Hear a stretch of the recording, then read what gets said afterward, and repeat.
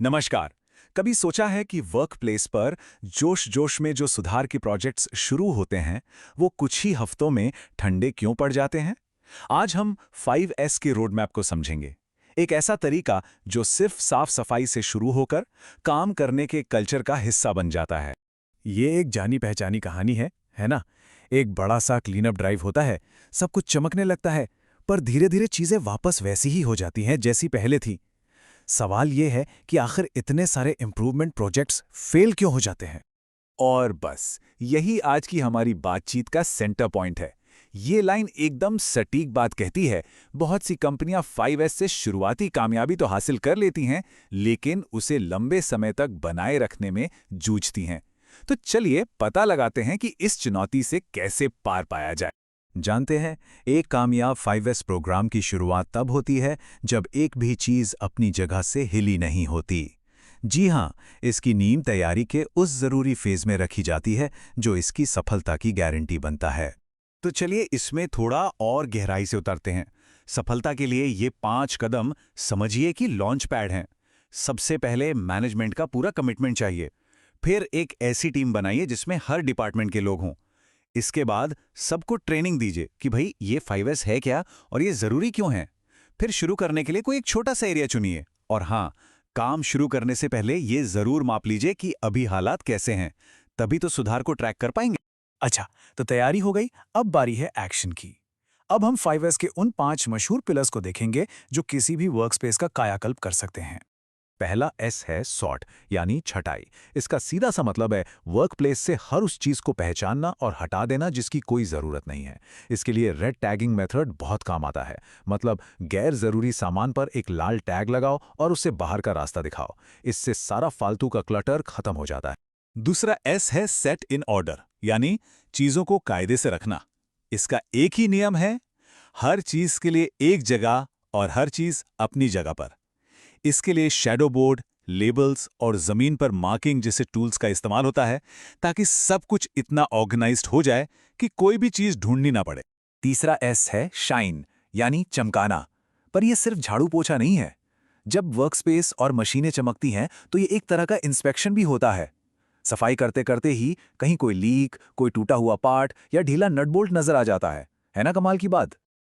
अच्छा, अब सबसे जरूरी बात, अब तक जो भी अच्छी आदतें बनी हैं उन्हें हमेशा के लिए कैसे बनाए रखें।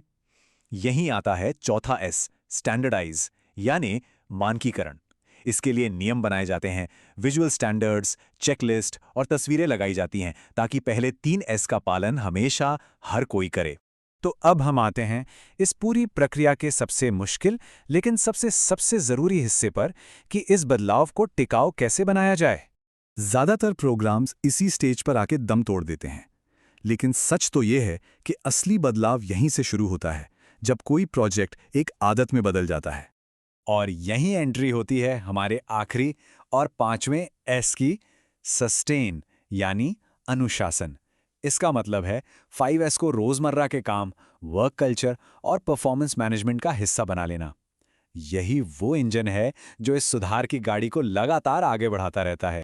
अब ये देखिए, ये वो सारी चीजें हैं जो 5S को सिर्फ एक प्रोजेक्ट नहीं बल्कि आदत बना देती हैं। रेगुलर ऑडिट्स, लगातार ट्रेनिंग, इंप्रूवमेंट को नापना, मैनेजमेंट का खुद आकर देखना और हाँ, छोटी छोटी सफलताओं का जश्न मनाना, ये सब मिलकर एक ऐसा सिस्टम बनाते हैं जो कभी रुकता नहीं।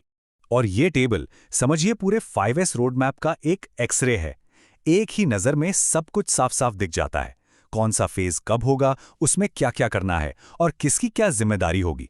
तैयारी से लेके उसे हमेशा बनाए रखने तक सब कुछ। चलिए, थ्योरी बहुत हुई, अब देखते हैं कि जमीन पर असल दुनिया में, खास तौर पर इंडियन मैन्युफैक्चरिंग में, ये रोड मैप कैसे नतीजे देता है। जरा इन नंबरों पे गौर कीजिए। जिन भारतीय एमएसएमईज ने 5S को ठीक से लागू किया और बनाए रखा, वहां वेस्ट और औजार ढूंढने में लगने वाले समय में 20 से 50% तक की कमी आई। सोचिए, ये कितना बड़ा असर है। आइए भारत के एक सीमेंट प्लांट की एक छोटी सी कहानी सुनते हैं। उन्होंने अपने सबसे बिजी यानी पैकिंग सेक्शन में 5S शुरू किया।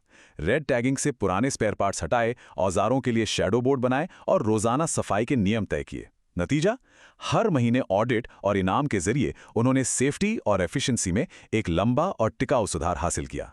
तो यहाँ से सबसे बड़ी सीख ये है कि हमें पहले से पता होना चाहिए कि मुश्किलें क्या आएंगी और उनके लिए तैयार रहना चाहिए। जैसे अगर कर्मचारी विरोध करें तो उन्हें हर कदम पर शामिल करो। अगर समय की कमी है तो किसी छोटे एरिया से शुरू करो। ये आजमाए हुए तरीके हैं जो हमेशा काम आते हैं। और अंत में जाते जाते बस एक सवाल, अपने वर्कस्पेस के बारे में सोचिए। ऐसी कौन सी एक चीज़ है जिसे कल ही सॉर्ट या सेट इन ऑर्डर किया जा सकता है? पहला कदम उठाने के बारे में ज़रूर सोचिएगा।